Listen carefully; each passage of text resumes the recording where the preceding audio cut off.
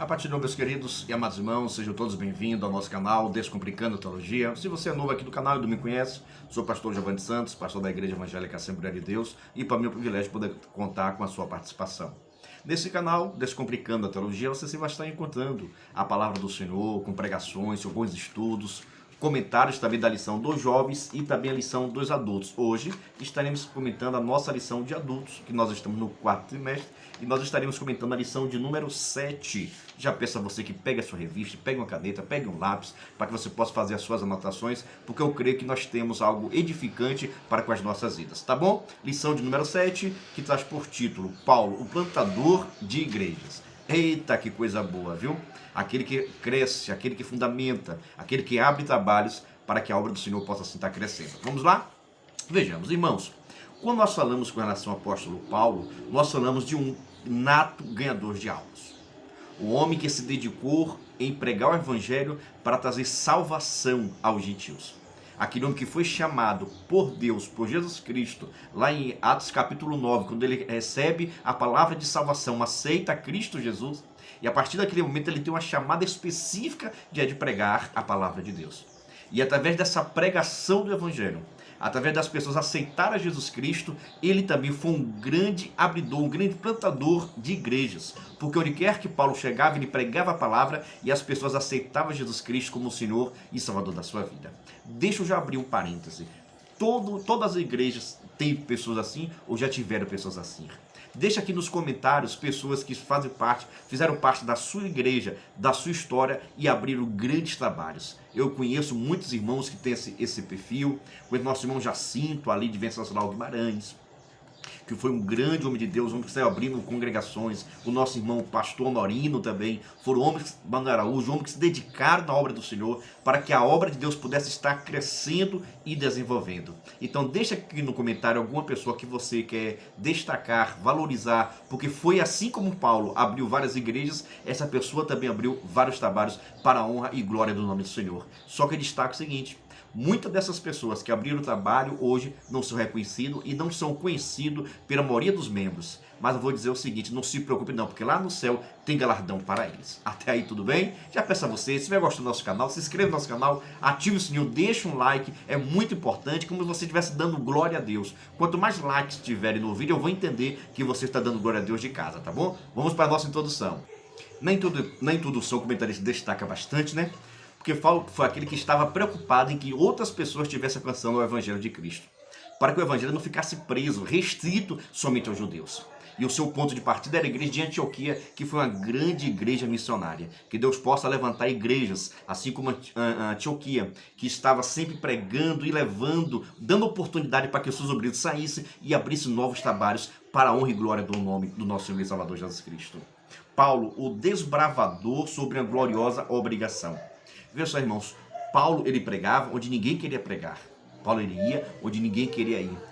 Paulo ia onde tinha pessoas precisando de ouvir a palavra do Senhor. Paulo não escolhia púlpito, Paulo não escolhia lugares, Paulo não escolhia multidões. Onde quer que tivesse pessoas querendo ouvir a palavra de Deus, ele estava lá ministrando e pregando a palavra de Deus. Hoje é o contrário, né? Hoje, se você convidar um pregador, o pregador pergunta: quantos crentes tem na sua igreja? Quantos membros tem na sua igreja? Porque ele vai saber se a igreja vai estar cheia ou se a igreja está vazia. Até porque, né, você que prega, sabe muito bem disso, pregar com a igreja cheia, né, é tão bom. A ver você, quem dá glória a Deus, a igreja toda já está glorificando. Mas quando tem poucos irmãos, como é difícil ministrar a palavra, porque nós queremos ver um movimento, nós queremos ver fogo, nós queremos ver um povo pulando. Já Paulo, ele não tinha essa preocupação de ver o povo pulando, não. E ele transmitia a palavra, ele pregava a palavra. E através da palavra pregada por ele, o pecador se rendia a Cristo Jesus e tinha suas vidas transformadas pelo poder do Evangelho. Isso sim que é a verdadeira pregação do Evangelho. No ponto 2 aqui, uma gloriosa obrigação. O próprio Paulo, irmãos, com essa missão que Cristo deu a ele, de pregar aos gentios, ele chegou a declarar: eu, Paulo, sou prisioneiro de Jesus Cristo. Ou seja, ele estava imputado e ele aceitou essa chamada de ser um grande pregador, um grande ganhador de almas dos gentios. E já falei a vocês, ninguém gostava, ninguém queria pregar para os gentios, mas Deus sempre tem o homem certo, no lugar certo, para o povo certo. E que Deus possa cada vez mais levantar pregadores nessa mesma pegada, né, como diz os jovens, né, nessa mesma determinação, nessa mesma coragem de estar pregando em lugares onde ninguém pregue. Estejam indo em lugares que ninguém gosta de ir, porque essas pessoas também precisam ouvir a palavra de salvação e a palavra que transforma a vida. A plantação da igreja, uma parceria. Irmãos, a igreja é necessário você estar dedicado na obra do Senhor e sem pretensões alguma. Hoje nós vemos muitas pessoas querendo abrir igrejas, mas muitas das vezes para que essas igrejas possam servir de emprego, possam servir de alimento, possam servir como renda, como trabalho. E isso me preocupa muito a minha alma enquanto pastor, enquanto obreiro da casa de Deus, é a preocupação que eu tenho, porque muitas pessoas querem abrir igreja não por o intuito de salvar vidas, de transmitir a palavra, mas sim para que possa ser sustentado. Não estou dizendo com isso que um homem de Deus, uma mulher de Deus, não possa ganhar o seu pão, não pode ser mantido pela igreja, até porque tomar conta de igreja exige muito tempo, cuidado. Mas estou dizendo que a minha preocupação, o meu foco, o meu intuito não pode ser somente por questão da sobrevivência, mas sim para que eu possa levar a luz que um dia me alcançou, eu possa também estar alcançando outras pessoas. Esse tem que ser o foco de uma igreja. Quanto mais igrejas tiverem, sempre vai ser melhor. Mas o foco das pessoas que estiverem abrindo é com o intuito de trazer salvação e libertação. Mas se eu estou abrindo um trabalho com o intuito de me manter, de ter riqueza, de conseguir ter um patrimônio, de conseguir ganhar mais dinheiro, tenha certeza que eu vou estar perdendo a minha salvação em Cristo Jesus. As almas que eu estarei ganhando poderão ir para o céu, mas a minha, por causa da ganância, poderá ir para o inferno. Já disse Jesus, de que adianta o homem ganhar o mundo inteiro e perder a sua alma? Pense nisso antes de fazer a obra do Senhor de qualquer forma. No segundo ponto, né, Antioquia, o ponto de partida para o crescimento da igreja. O comentarista destacou o seguinte: uma igreja missionária. Olha só, uma igreja missionária. A igreja de Antioquia era rica em líderes, pois havia nelas profetas, doutores, a saber, Barnabé, Simeão, Cognado Níger, Lúcio de Cirene e ainda Manaé, companheiro de infância do tetrarca Herodes e Saulo, e assim por diante. Ou seja, a igreja de Antioquia, irmãos, é a igreja conhecida por fazer missões, por estar mantendo e sustentando obreiros na casa do Senhor. Então, como é necessário nós percebermos e entendermos a nossa maior missão aqui nesta terra, não é somente construir templos, mas sim construir vidas edificadas na presença do Senhor.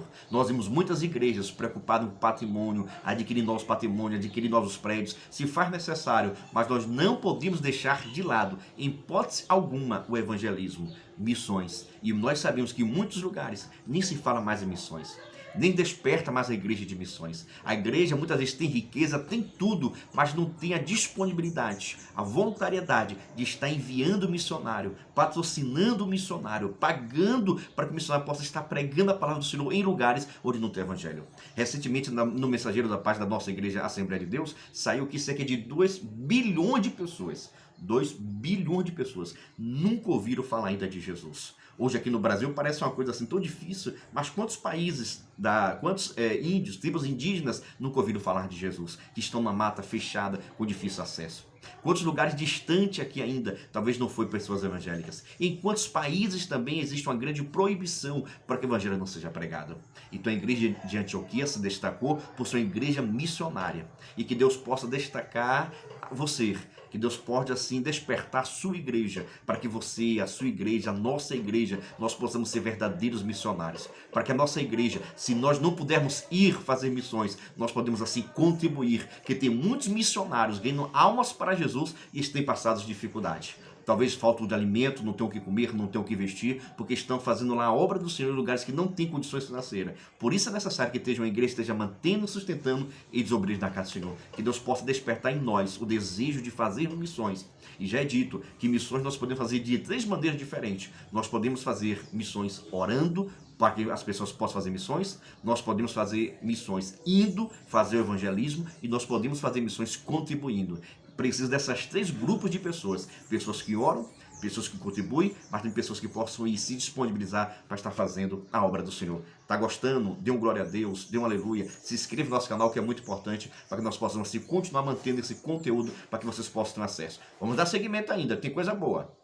Na lição anterior, nós já tínhamos mencionado que Paulo destacou-se 2 grandes viagens missionárias. De ambos, ele sai da igreja de Antioquia e passa por diversos lugares. A primeira viagem missionária do apóstolo Paulo demorou cerca de 3 anos. Nesse percurso de 3 anos, você pode ver isso em Atos capítulo 13 e Atos capítulo 14. Você vai ver tudo o que Paulo fez, aonde Paulo passou na primeira viagem missionária dele. Mas lá ele conseguiu ganhar um governador para Cristo. Ele conseguiu repreender o espírito do falso profeta que tornou-se cego. Paulo também ele conseguiu pregar em sinagoga. Paulo foi expulso da sinagoga. Paulo foi quase apedrejado nessa primeira viagem missionária, mas também ele ganhou muitas almas para Jesus. Isso aconteceu no ano 46 ao ano 49, cerca de 3 anos, a sua primeira viagem missionária. Então, irmãos, é necessário nós termos essa preocupação. Tanto que, depois que Paulo retorna para Antioquia, e começou a surgir no meio dos apóstolos a notícia que muitos gentios tinham aceitado a Jesus. E agora o que fazer com esses gentios? Como esses gentios vão ser inseridos dentro da igreja se eles não têm nenhuma prática judaica, já que não são judeus? Aí aconteceu o primeiro concílio, a primeira reunião entre a liderança da igreja, para que possam ver como seria a aceitação dos gentios no seio da igreja, dentro da igreja. Aí acontece o primeiro concílio, é onde se levanta o nosso apóstolo Tiago, este irmão do Senhor, que era quem presidia ao momento a igreja em Jerusalém, e destaca o seguinte, que era necessário nós aceitarmos gentios como eles são. Agora eles precisariam de suma importância, eles não precisam viver a prática judaica, mas eles precisariam deixar toda a prática de imoralidade, eles precisariam deixar toda a carne sacrificada, não comer sangue de animais e ter uma vida íntegra na presença do Senhor. E nisso é feita uma ata, é dada a Paulo, para que onde Paulo passasse, essa carta pudesse ser lida para destacar que os gentios não precisavam viver como judeus, mas precisavam ter uma vida santa e digna na presença de Deus. E a partir desse momento aí, agora Paulo inicia a sua segunda viagem missionária.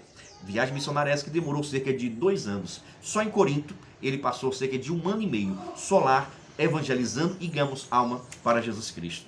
Na segunda viagem de Paulo, missionária, se destacou que Paulo ele sai com Silas, depois ele recebe Timóteo do seu lado, depois lá quando está indo para essa segunda viagem missionária, ele tem uma visão de um homem pedindo para que ele pudesse passar a Macedônia. Quando fala assim, passar a Macedônia, está significando deixar os países da Ásia e agora ir diretamente para a Europa. Então, quando fala assim, passar a Macedônia, é que Paulo deixaria de estar somente na Ásia ali que o cercava e pudesse ir para os países da Europa. Os países da Macedônia são os países oriundos da Europa. E assim Paulo fez, aceita esse convite e vai fazer o evangelismo também na Europa, levando a palavra do Senhor Jesus e muitas almas se converteram em Cristo Jesus. Nesta viagem missionária também já estava o doutor Lucas, é quem escreveu o livro de Atos. Por isso que ele tem muito bem propriedade para escrever este livro. Paulo, que no livro de Paulo e Silas na prisão, acontece também nesse período. Atenas também, quando ele chega e prega sobre o Deus desconhecido, é nessa segunda viagem também missionária. Então, se você for ver, Paulo, onde quer que ele ia, ele tinha transmitir a palavra do Senhor, mas isso não queria dizer que ele não teria sofrimento, não teria dificuldade, que foi coisas fáceis. Às vezes as pessoas querem pregar, querem ser grandes homens e mulheres de Deus, mas não querem pagar o preço. Não querem fazer por onde, não querem se dedicar na obra do Senhor, querem achar as coisas tudo pronta. Como é bom chegar na igreja, está cheia de pessoas, cheio de crentes. Aí as pessoas se acomodam, não evangelizam, não buscam mais. Mas quando a igreja está vazia, o líder precisa sair, precisa organizar uma equipe de missões, uma liderança de missões para que possa sair evangelizando, para que essa igreja possa estar cheia da presença do Senhor. E que Deus possa despertar em mim, e Deus possa despertar em você esse desejo de mudança e de salvação para todos os pecadores. Vamos dar continuidade. No terceiro item, características de um plantador de igrejas, motivado pelo seu chamado. Olha só, o que tem que nos motivar a fazer a obra do Senhor não é riquezas, não é patrimônio, não é reconhecimento humano. É nós reconhecermos que Deus nos chamou para isso, para ganhar almas para Jesus e assim estabelecer, e assim criar, e assim fundar e fundamentar as igrejas, para que as pessoas possam se converter a Cristo e ter lugar de congregar, ter lugar de ser transformado, ter lugar de ser motivado. E o que tem que fazer é ser a chamada de Deus em nossa vida. Nós vemos muito bem hoje as pessoas querendo fazer isso por um destaque próprio, por um reconhecimento próprio e não por algo com relação à obra da casa de Deus. Experimentar no deserto da vida. Títulos todo mundo quer ter, mas não quer pagar preço. No palácio todo mundo quer viver, mas não quer passar pelo deserto. Mas todos os grandes homens de Deus, antes de adentrarem lá no palácio, eles precisaram passar pelo deserto. A igreja, segundo as Escrituras, a maior missão da igreja é ganhar almas para Jesus. A maior missão da igreja é tirar almas do pecado e trazer almas para Cristo Jesus. Esta é a missão que tem que ficar para mim e para você. Então vou encerrando esse momento dizendo, seja um missionário, que Deus levante você, que Deus levante a mim como grandes missionários de Deus aqui nesta terra, e que o Espírito Santo de Deus aplique essa palavra no meu e no seu coração, se Deus assim permitir. Paz do Senhor para todos e até o próximo vídeo, se Deus quiser.